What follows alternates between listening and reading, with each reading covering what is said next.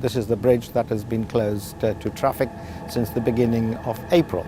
Let me ask you this. The bridge is owned by a local authority that's Labour controlled. It's mostly used by another local authority that's Liberal Democrat controlled, and it's in a city that has a Labour mayor, but it falls to you guys to sort it out. What do you make of that, Secretary of State? Well, I was waiting for Hammersmith and Fulham Council and the Mayor of London to get this fixed. Now it's been, completely neglected by Hammersmith and Fulham and TfL. Hammersmith Bridge is not just an iconic symbol of this borough, it's also one of the city's busiest transport links. It's disrupted thousands of livelihoods and devastated hundreds of local businesses. Typically, more than 16,000 people cross the river right here by foot or by bike every single day, including 4,000 school children travelling in both directions. River bridges are a crucial part of London's strategic road network for which Transport for London is responsible.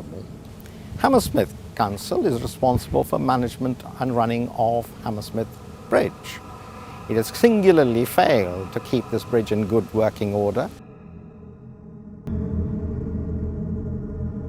So we're now right in the middle of the course. This is Chiswick 8. It's the island that marks roughly halfway. Coming up to the end, this is where clean hand to the back end. Go! Chinese mitten crab is incredibly easy to identify because it is the only freshwater crab present in Britain. One of Britain's most invasive species. Has significant ecological impacts. It also burrows into the bank, and it can reach incredibly high densities, which can lead to instability in the bank and bank slumping.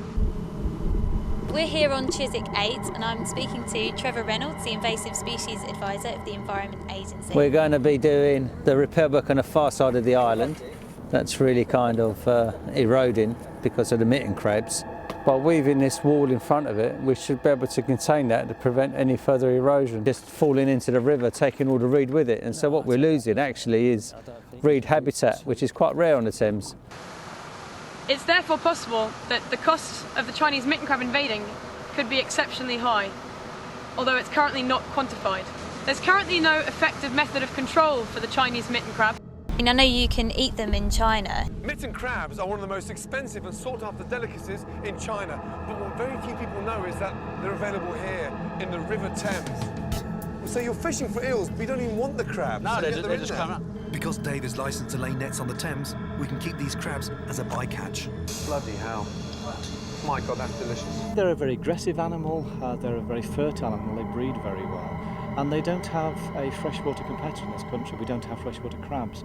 So they're occupying an ecological niche which nothing else does. They're very good scavengers, they grow very fast. So they're just taking an opportunity basically and doing very well. We need control mechanisms, but we'll probably never ever eradicate them.